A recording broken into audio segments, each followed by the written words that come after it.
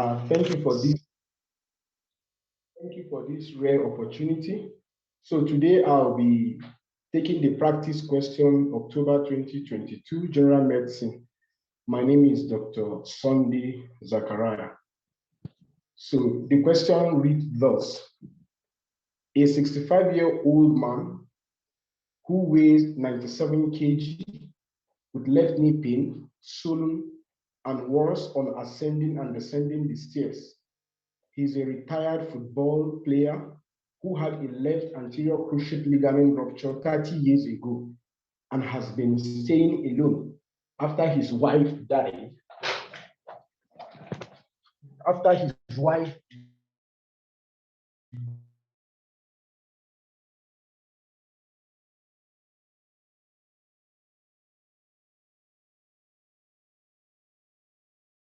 died 5 years ago, he smoked 10 cigarettes a day. From this question, the keynote I just observed here, the weight of the patient, he has a left knee that is swollen and painful, and also that is worsened by activity. And he also has trauma on this knee about 30 years ago, probably due to his occupation. So the question are, one, what are the differential diagnoses? How will you investigate the differentials? Then there's an X-ray of this knee suggests a subchondral sclerosis. The next question is, what are the other X-ray findings in this condition? Then what is your final diagnosis? What are the patient risk factors of this condition? And lastly, list 6 classes of drugs used in the treatment. So the first question, the differential diagnosis will include but not limited to knee osteoarthritis, to be specific, left knee osteoarthritis, to also go for crystal arthritis. So left knee osteoarthritis because there is a history of pain from what we have read, joint swelling, and also previous history of trauma. This patient, though we're not given the height to calculate the BMI, but it seems to appear to be overweight, which is also a risk factor for osteoarthritis, among others. Then the crystal arthropathies, which could be either gouty or pseudo-gout arthritis. It could also go for this because of the joint pain and also joint swelling. Septic arthritis, which is most often, but not always, usually monoarticular, and also affect the big knee, like the big joint, like in this patient, the left knee joint. Even though there is usually accompanying fever, a septic process, even though we're not given in this index patient. Rheumatoid arthritis, we may not also be far from it, even though we know it affects more of the smaller joint, but it has been said that bigger joint too can be affected, like in our index patient. Then I think further investigation will be able to delineate this, what we'll see in the subsequent question. Psoriatic arthritis will also be one of the differential, even though in the literature it's usually preceded in 91 to 95% by skin rash, psoriatic skin rash. It could also happen simultaneously with psoriatic arthritis and skin rash, or in even some cases, the arthritis precedes the skin rash. So either or any of these can happen. And in psoriatic arthritis, there's also joint pain, joint stiffness, and joint swelling, which is found in our index patient. Then patellofemoral syndrome could be one of the differential, even though in this case, usually it is the involvement of the patella and the femora, and the femur, sorry, because, and this could be delineated from other differentials by use of arthroscopy, which grant the direct ability to assess the surfaces of the patella and see from other radiological investigation that shows joint narrowing, but in this case, there is usually no joint narrowing. Then lastly on my list is the prepatellar bursitis, that is inflammation of the bursa that is usually located between the patella and the skin. So inflammation of this bursa can also present, of this bursa of the knee, can also present with joint pain and swelling, like in our index patient. And this syndrome or this prepatellar bursitis, usually nicknamed housemaid knee or coal miner knee, also in some literature is being referred to as carpet layer knee. So the second question is, how will you investigate? So I think the first investigation, which is readily available, non-invasive, is the X-ray radiograph of the knee. So in these are index patients, physically radiograph of the left knee, which joint space narrowing, subchondral sclerosis, articular surface cortical irregularity because of the destruction of the articular bone, articular surfaces. Then osteophyte, new bone can be seen on X-ray as which appears like a spike. Then there could be subchondral cyst. Then since we're just looking at the differential, there could also be articular surface erosion, like in the case of gouty arthritis, there could be hanging of the articular surface bone by the side. So depending on what the diagnosis is, well, these are some of the findings that can be seen on X-ray. Then use of MRI, though not routinely used and usually is reserved for some special conditions, it could give an additional advantage of showing the presence of joint effusion and synovial thickness. It could show subchondral bone marrow edema and or cyst, then cartilaginous defect. And some of these things might not be visualized using just a plain knee radiograph. Then the role of abdominal ultrasound, though not really routinely done like the MRI, but currently ultrasound has, as I've said, it has no role in the routine clinical assessment of the patient with osteoarthritis, But however, in osteoarthritis, however, it is being used for monitoring cartilage degeneration. That is, to monitor the destruction of the joint, and it can be used for guided injection of joint not easily assessed without imaging. That's in case of intraarticular injection.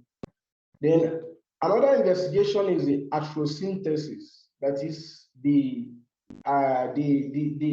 procedure of aspirating fluid from the joint.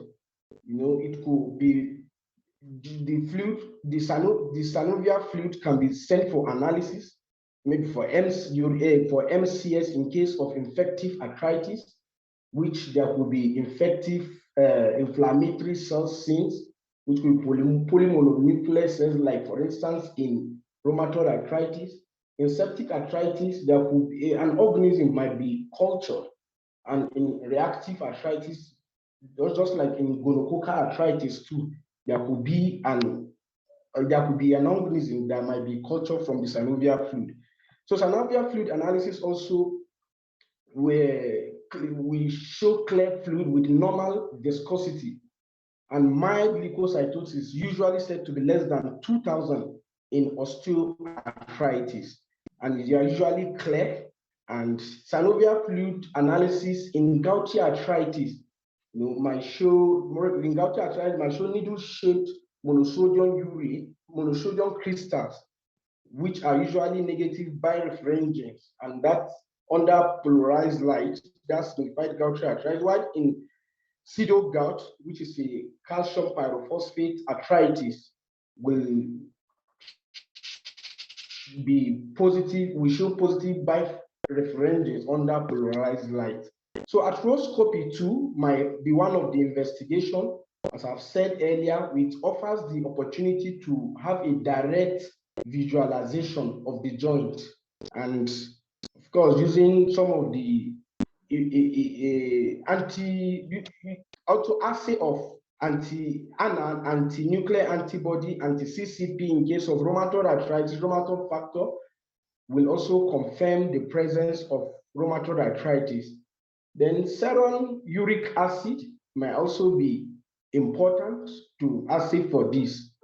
Then again, though not on the slide here, we can also request for erythrocyte sedimentation rate or C-reactive protein, which are usually elevated in rheumatoid arthritis and usually normal in osteoarthritis.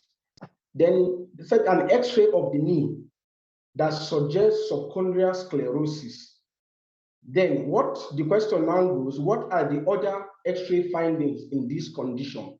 If you have an X-ray that shows subchondral sclerosis. I've mentioned earlier from some of the X-ray findings that we can see, but it's like this is narrowing down. Other features that we can see if there is presence of subchondral sclerosis will include joints, excuse me, we include joint space narrowing, articular surface, cortical irregularity, new bones formation in form of spikes, that are the osteocytes, then there could be subchondral, subcortical cysts, sorry.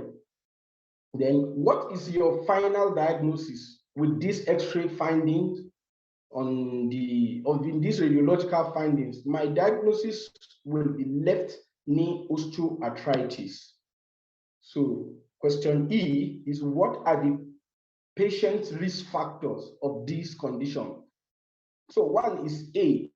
My patient is 65 years old, and according to the literature, osteoarthritis is common or is more prevalent in the middle age, 45 to 65 years old, even though increase in age is associated with, is also a risk factor, but it's more common among the middle age group. Then, as I've said earlier, though the height is not given for us to calculate the BMI, however, my patient weighs 97 kg, so overweight in this patient might be part of, might fit in as one of the risk factors. There are repeated joint stress and previous joint injury. This patient is said to be a footballer. So by virtue of his occupation, is already an occupation that usually stress the knee joint. And also we are told that 30 years ago, he has a cruciate ligament injury, which is trauma to the knee, a risk factor. Then again, it appears to me that this patient lives in upstairs because they said the pain gets worse when ascending and descending, the stairs. So then he's diabetic. Then he consumed about 28 units of alcohol, which is also a risk factor. Then smoking. Though according to the literature, there are varying opinions on the effect of smoking on osteoarthritis. Few literatures tends to support or tend to say that smoking is protective, but however, the recent literature that were reported from 90 to 2000, you dispute that smoking has been shown or has been observed to be a worsening or worsening risk factor in patients with osteoarthritis. Then lastly is list 6 classes of drugs used in the treatment. The classes will include simple analgesic like paracetamol, non-steroidal anti-inflammatory drugs for mild to moderate pain, which could be COX-1 or 2. Then, but the literature most times advocate the use of COX-2 depending on the patient before us in order to avoid some of the GI symptoms because it has been found to be less with COX-2. Then opioids like tramadol to relieve pain, sometimes if the use of NSAID or if the patient might not probably tolerate the NSAID is also advocated. Then topical analgesic like capsaicin has also been advocated, and studies have shown that in fact the oral NSAID has no superiority in relieving of pain compared to these topical analgesic.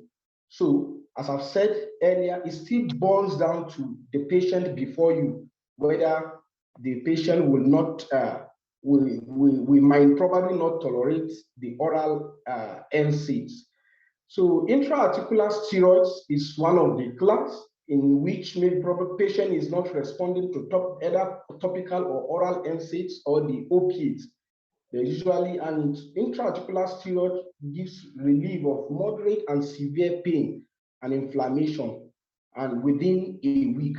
And literature has reported that some of this relief might last even to weeks or months, about 6 weeks without pain. But usually it is advocated that intra-articular steroid should not be given more than 3 times in a year, because some studies have shown that the frequent use of intra-articular steroid also contribute or hasten joint degeneration or destruction in the long run.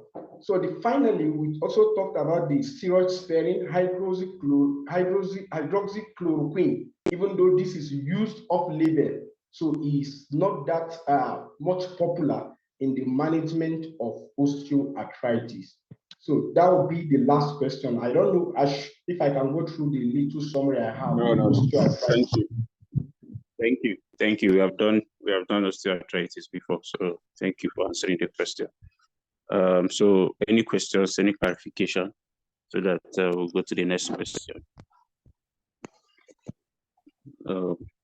Questions, clarifications before we move to the next question. And the next presenter should, so Dr. Sonny, unshare your slide so that the next presenter can share theirs. So any question, any clarification, we have done this question before now. So, but if you have any clarification or any question you can make, or any addition, while we wait for the second presenter to share their slide. Okay, Dr. Esther is saying, please, is staircase a risk factor?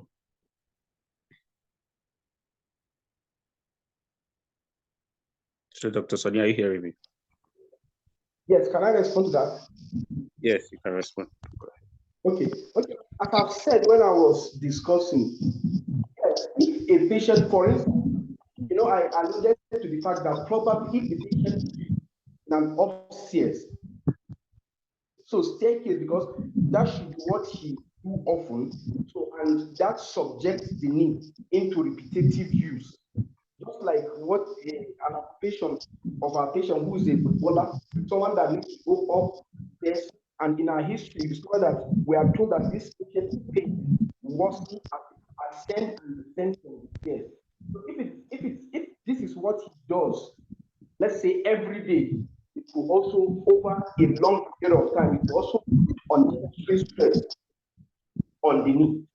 If I properly was able to take the slide I have under the pathophysiology or pathogenesis of osteoarthritis, we have discovered that these external forces, trauma, how they directly or indirectly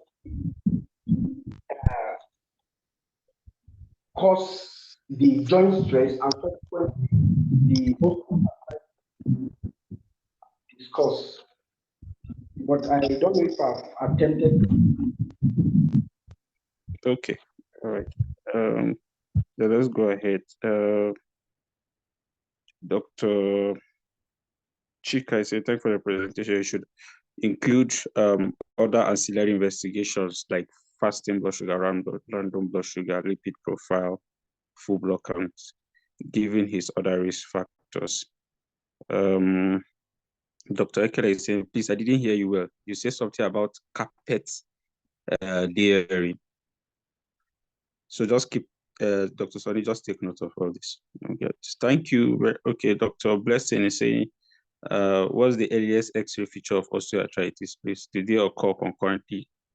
Weight loss should be included as part of treatment if asked, as a comorbidity. Then Dr. Christian say, what is the role of glucosamine hyaluronate and chondroitin sulfate? Then Dr. Momodu just shared some pictorial diagram of X-ray features of osteoarthritis. Dr. Esther said X-ray should be for both knees, for both knees, then intra-articular hyaluronic acid for treatment. Okay, I think he mentioned that too. Okay, so Dr. Sonny, you heard Deborah.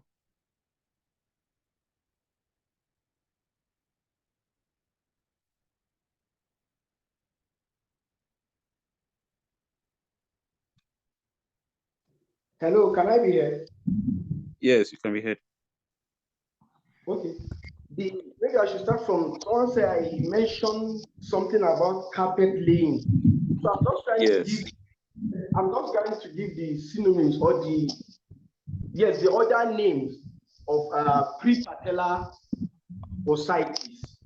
So I said it is also referred to as carpet laying knee or housemaid knee or minor knee. So they are just like synonyms of prepatellar bursitis. Okay. Then somebody asked about. You say hello, your line is breaking. Okay, someone asked about intra-articular hyaluronic acid that I didn't mention part of the treatment. So I was only asked to talk about classes, but again, it's part of it. In fact, in the US, it is considered a drug or treatment. They usually call it a device, that a medical device in management of osteoarthritis. But it's part of it, thank you, noted.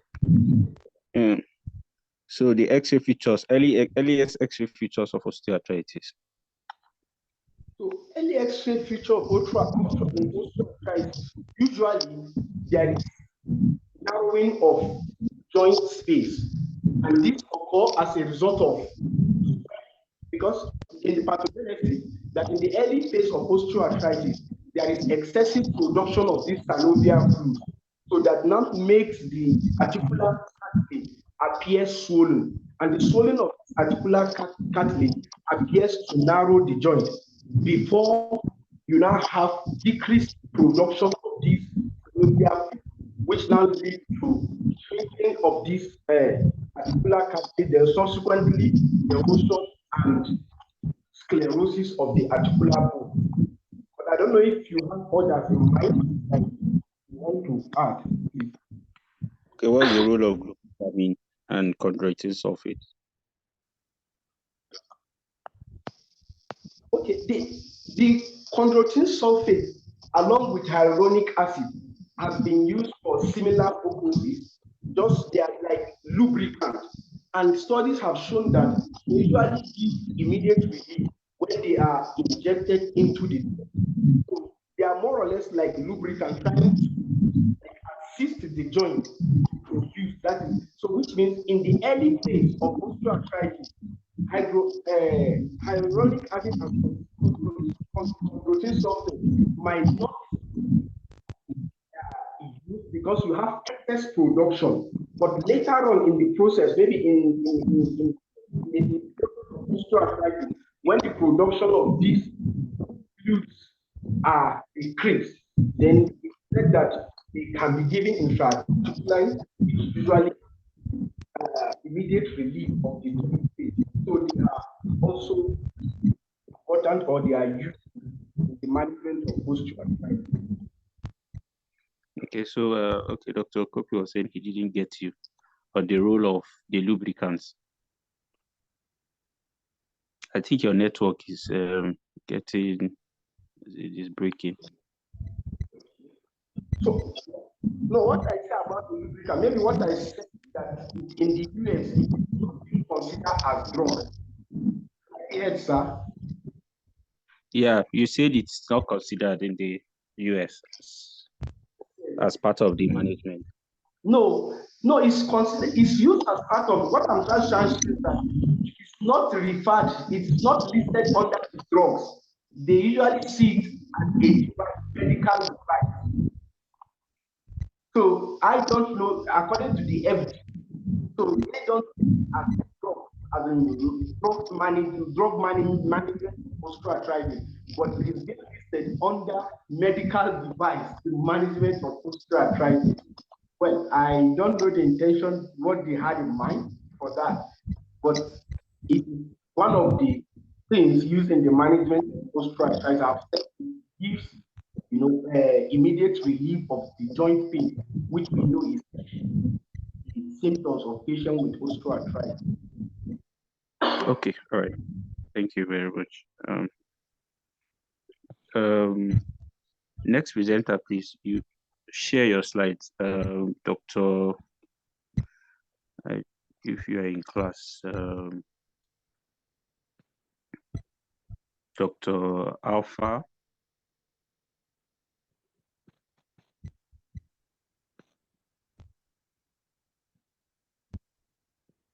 Dr. Ndukwe Chinwe, Dr. Nweke Regina. Are you in class? If you are in class, please indicate and let's. Good morning, sir. My name is Dr. Nweke Regina. I've been trying to share my slides, but I'm having issues. I don't know if I can forward it to you or anybody so that you can help me share while I do the presentation. Post it on the group. Okay, sir. Group. Someone please should help share as quickly as Okay, sir. possible so that. Okay, I'll do that right now.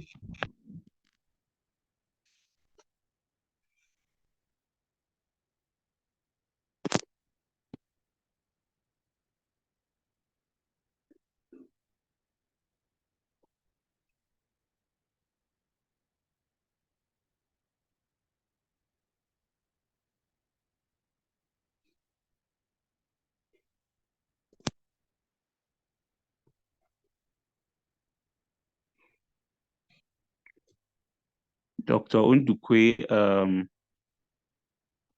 Chinwe and Dr. Alpha Isiaka, are you in class? Because we wanted to round up October 2022.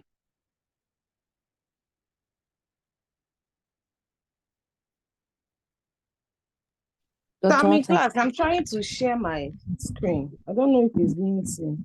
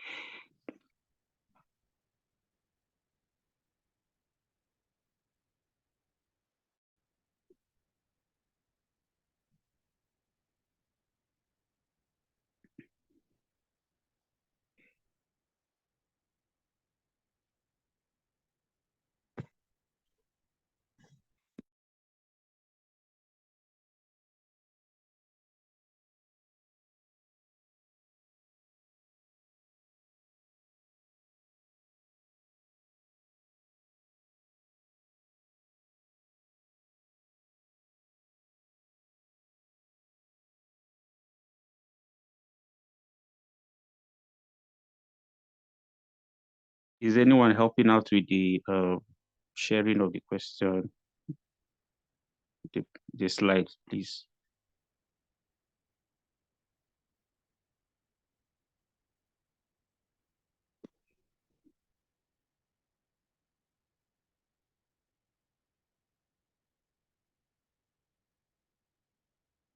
Dr. Atta, Yes, ma'am. please, Dr. Ntuku is ready. Please let us take that question. Let us finish that paper. Thank you so much. Let's finish. Let's know we're done with October. You can post our slide on the page. Someone will help us share. Let's finish it then. Answer Dr. Alpha's question. These questions are repeats. Let's quickly move on. We don't have time. All right. I don't know if my screen is showing. Sorry. No, it's not showing.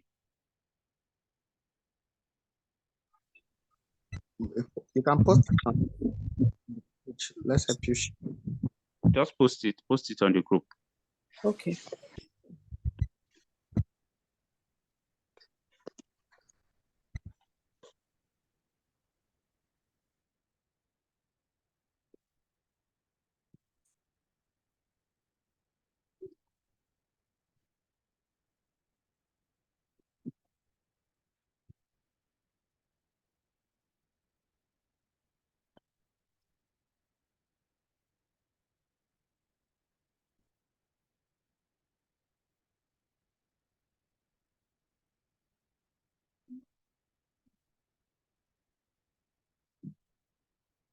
It's showing now, Dr.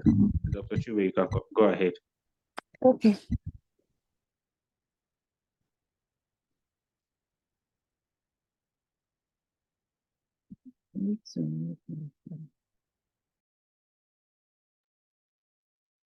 Okay, good morning, my teachers and colleagues. I don't know if I can be heard.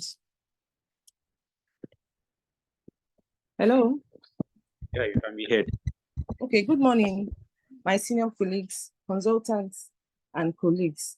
My name is Dr. Chinwe Ndukwe, and I'll be presenting the practice question, West African College of Physicians, 2022, 5A.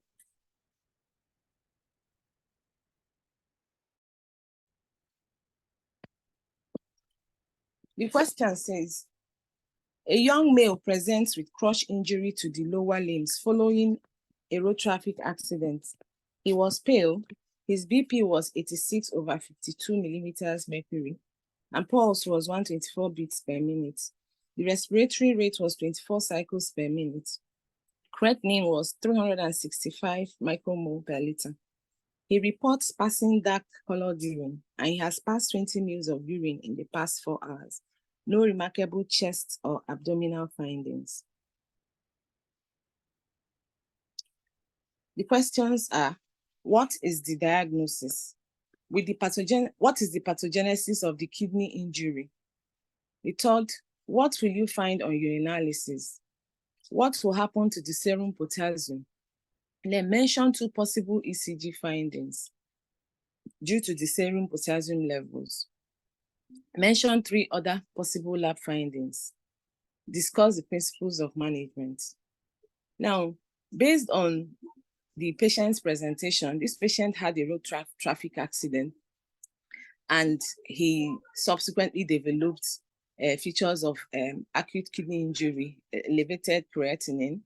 He also had a BP, reduced blood pressure of 86/52, and then possible crush injury from the road traffic accident, and the fact that he was passing dark colored urine and also had reduced urine output. My diagnosis is acute kidney injury secondary to rhabdomyolysis. The second question was, what will happen to the serum potassium? The serum potassium will usually be elevated, especially as is also found in other causes of acute kidney injury. Now I'm going to talk about the pathogenesis of acute kidney injury in rhabdomyolysis. It's multifaceted. It is believed that about 30 to 40% of patients who have rhabdomyolysis will develop acute renal failure. And rhabdomyolysis itself is breakdown of muscle cells as a result of compression or crush injuries or crush syndrome. And here, trauma and muscle compression cause direct muscle injury through disruption of the muscle fibers, the sarcolemma. And also, when the muscles are injured, the intracellular contents are poured out and they leak into this plasma. And these contents are known to be toxic and are responsible for some of the kidney injury that are found in patients with crush syndrome. Then some of these cell components are potassium, phosphates, creatine phosphokinase, urate, and myoglobin. Then part of the pathophysiology also is that some mechanisms have been described as the cellular membrane injury from the trauma or compression that will result in muscle cell hypoxia. As a result of the compression, both blood flow is reduced, and because the blood carries oxygen, oxygenates the muscle tissues, there is muscle hypoxia.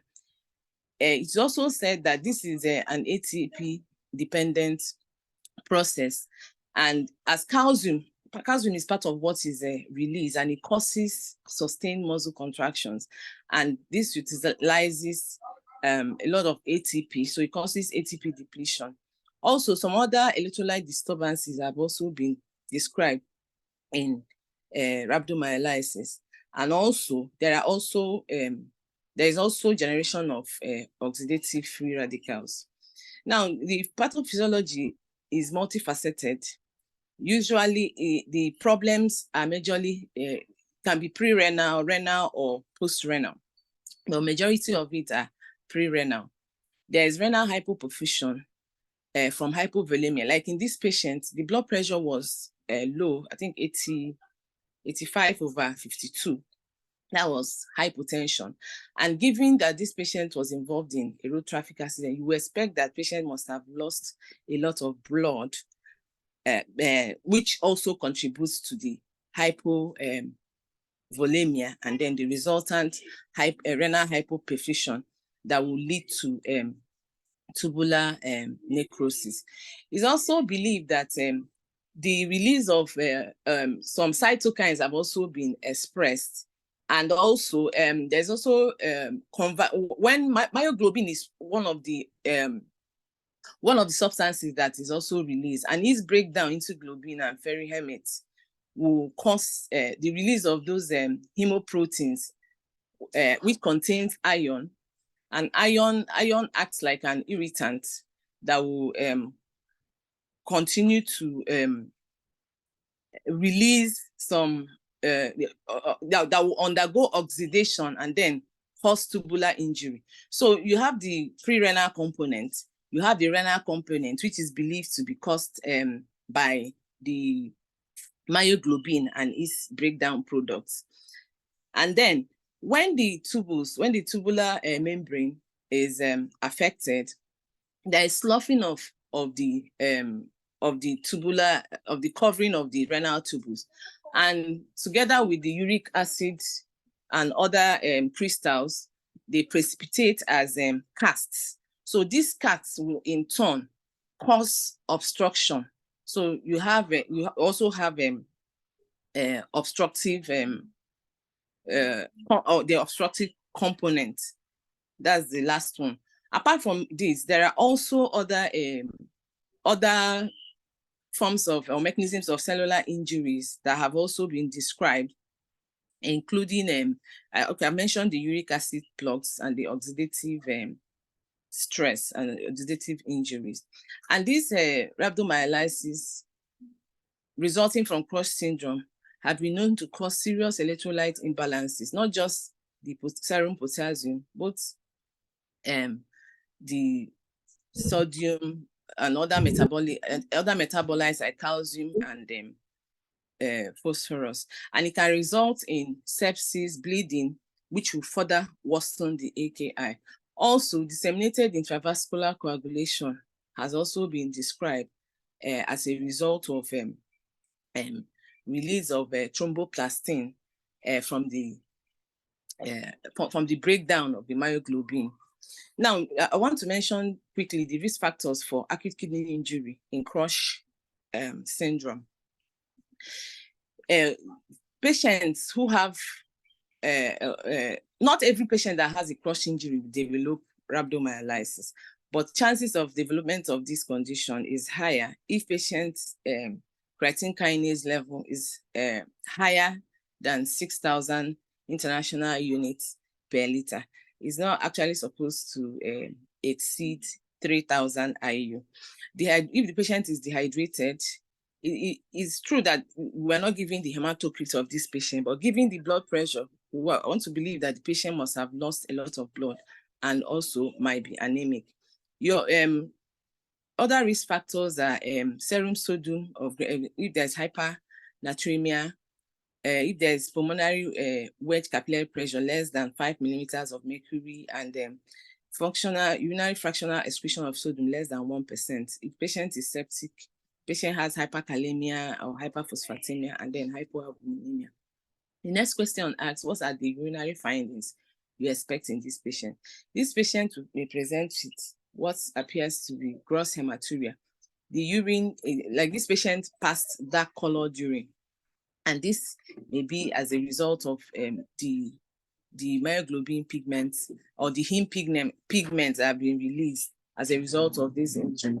But what is important to note that even though this patient may have hematuria, RBCs, when there's no RBC in the urine, it's actually sensitive, and a high index of suspicion should be entertained for rhabdomyolysis.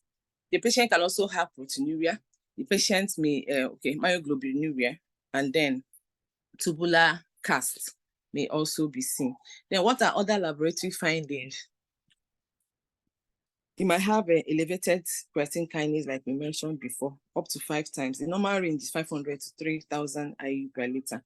Also, plasma myoglobin levels may be elevated, but it is said that plasma levels are not specific for myoglobinuria, because myoglobin has a short plasma half-life of 1 to 3 hours. So in some patients, the myoglobin may even have been cleared, but those patients actually have rhabdomyolysis. So urinary myoglobin is considered more sensitive for the diagnosis of rhabdomyolysis compared to the plasma level. And the risk of acute renal failure, like I mentioned before, is significant when the values peak more than 5,000 or 5,300 to 6,000. And as it goes up, the risk of acute kidney injury worsens. The normal values for the plasma myoglobin is as stated here. Okay. Other laboratory findings also will include the imaging. We were only told that the patient was examined, the chest and the abdomen. The abdominal findings were not, there was nothing significant in the examination. However, this patient should have, being a trauma patient, should have imaging like X-rays, skeletal survey, which may show fractures or soft tissue swelling if there is compartment syndrome. And also you may have a CT scan of the brain or of the head to rule out skull fractures and head injury. Other investigations that can be done are histology of the muscle fibers, which may show necrotic muscle fibers in the patients. Even though muscle biopsy is usually reserved for patients who have other causes of rhabdomyolysis, like inflammatory myopathies and all that.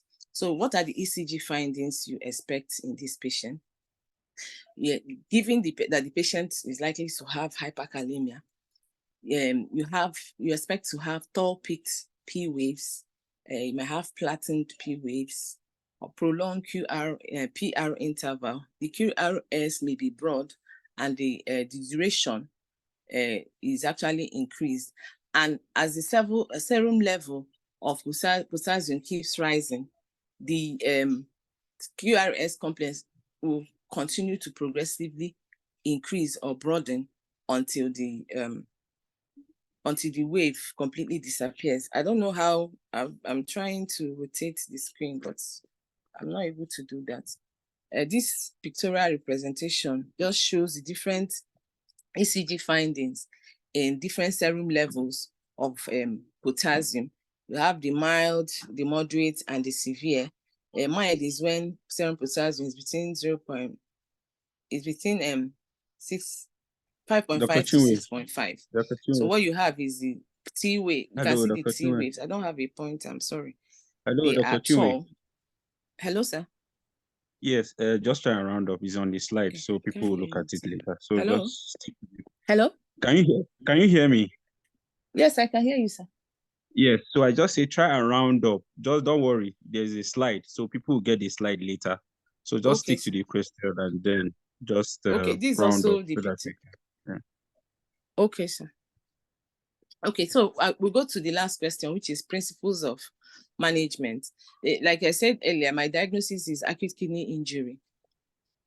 The goal, the major goal, the most important is fluid resuscitation, judicious and aggressive fluid resuscitation, because the patient already was passing 20 mils of urine in the last 4 hours, which is considered oliguric. So like every patient, like every emergency, this is acute kidney injury is a medical emergency. So we have to assess the airway and support the breathing and circulation. fluid resuscitation, like I mentioned, correction of electrolytes, acid-base, and metabolic abnormalities. Then, if the renal injury, the kidney injury continues to complete renal failure, you should plan for temporary renal replacement therapy with the hope that patients will recover and not progress. Treatment of underlying pathology is also important, and this may require a multi-consult or multi-specialty management, given that it's also a surgical emergency. Some of them may have compartment syndrome, and the muscles may actually be at risk of irreversible damage, and then possible peripheral nerve injury might also occur. Then you should avoid further ischemic or nephrotoxic or myotoxic insults. Patients should not be on, we should avoid other causes or other risk factors for kidney injury, like nephrotoxic drugs, and then also treatment of underlying complications that may occur. And then you should factor in patients' nutrition and diet vis-a-vis the multiple electrolyte and metabolic derangements in these patients. So for fluid resuscitation, the fluid of choice is 0.9% normal saline, and you should secure a large bore catheter. Remember that these patients have a pre-renal component of the renal failure, and it is important to quickly perfuse the kidneys to aid them in recovery. So you obtain a wide bore IV access, give isotonic fluids at the given rates, then monitor urine output. This is very, very important, because if you are giving fluids and you're not monitoring output, remember these patients are oliguric, and if the kidneys don't if the kidneys don't pick up immediately, it is likely that the patient might become fluid overloaded, and that creates another problem. Another treatment measure that should be considered is renal replacement therapy in the event of if the patient's renal function continues to decline. Dialysis may be required. Sorry, hello? Yeah, can you hear me? Dialysis may be required if patient is oliguric, has persistent hyperkalemia, other electrolyte abnormalities, like hypercalcemia, and all that, pulmonary edema, congestive heart failure, or metabolic acidosis. The goal is to prevent the heading is wrong, sorry. This is treatment of this is actually treatment of hyperkalemia. This slides. Sorry. Okay. So we're talking of treatment of hyperkalemia. The goal of the treatment is to prevent cardiac complications like arrhythmias. Patients should be given calcium gluconate, 10% of 10 ml calcium gluconate, slowly over 10 minutes. And the aim is to stabilize the cardiac membrane and prevent arrhythmia and sudden cardiac death.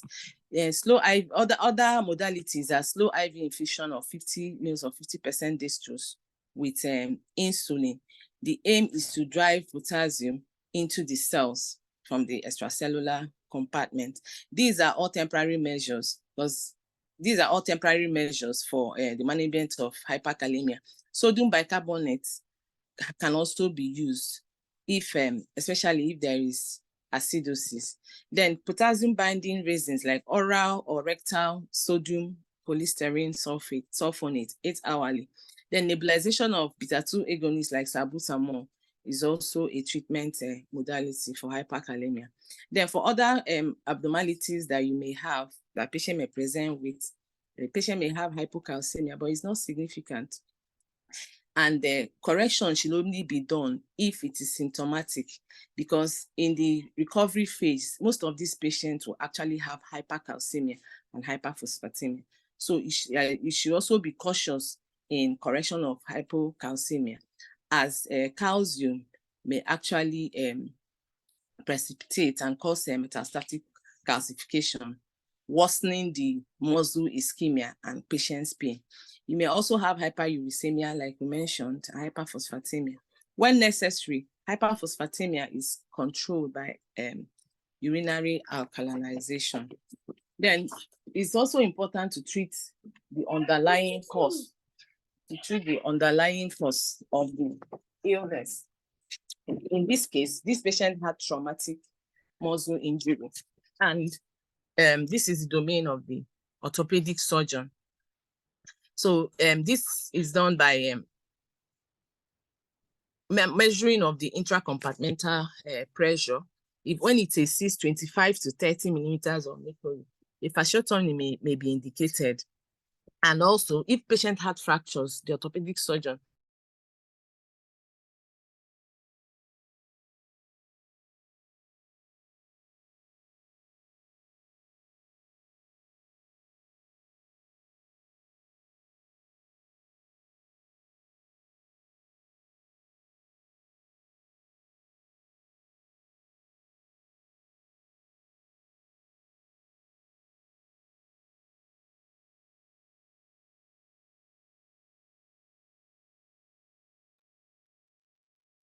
Hello, Dr. Chinwe.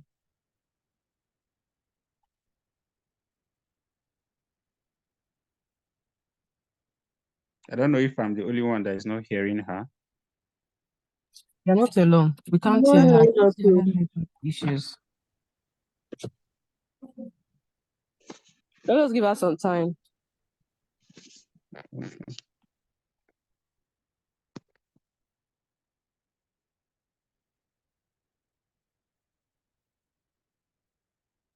diuretic can also be used, but care should be taken, caution should be taken, as mannitol may also worsen the kidney injury.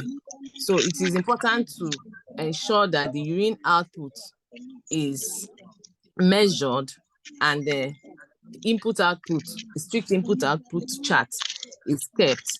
And then patients, what patients should get is actually the daily output plus the insensible loss.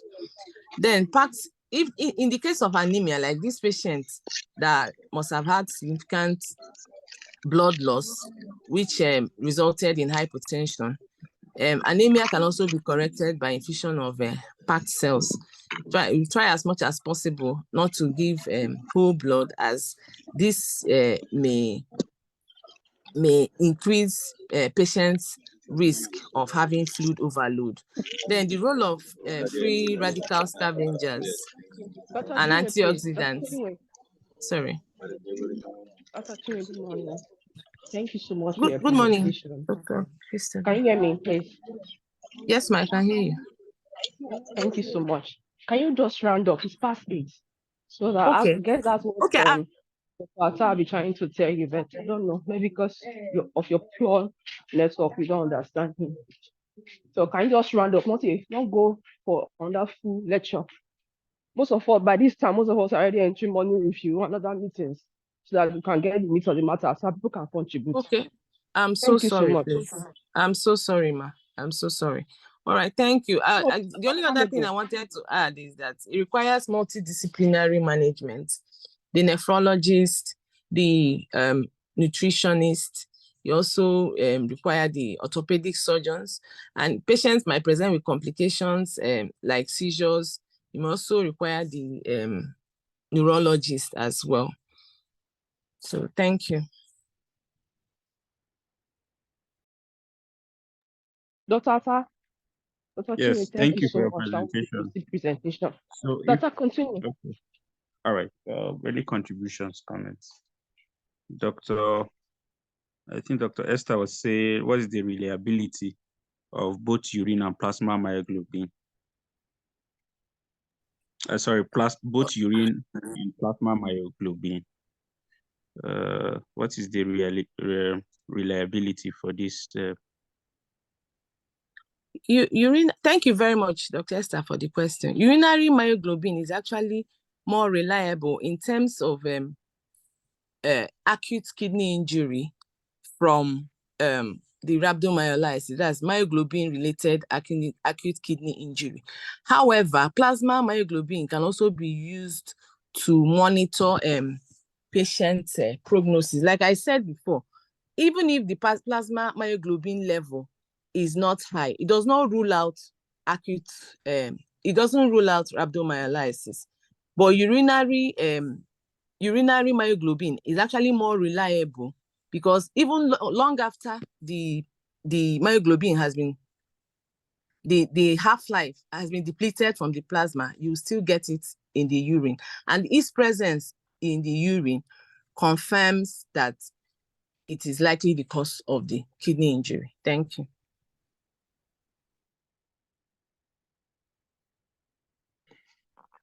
Okay, thank you, Dr. Chinwe.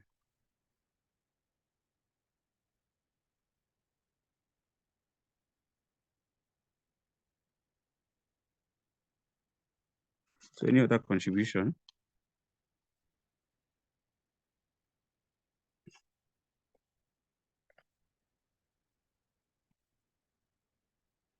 Okay, if So we have don't you have, the time is fast spent. comments? So you see? You see, Have you ma'am? read any comments in the chat box? Yes, I have just one that is related to her Okay, presentation. thank you. Okay, Dr. Fei was saying that hyperphosphatemia and hypocalcemia are also important lab finding. And then Dr. Rukaya said there's some typographic errors on the listed ECG features compared to the image, which summarizes the features well.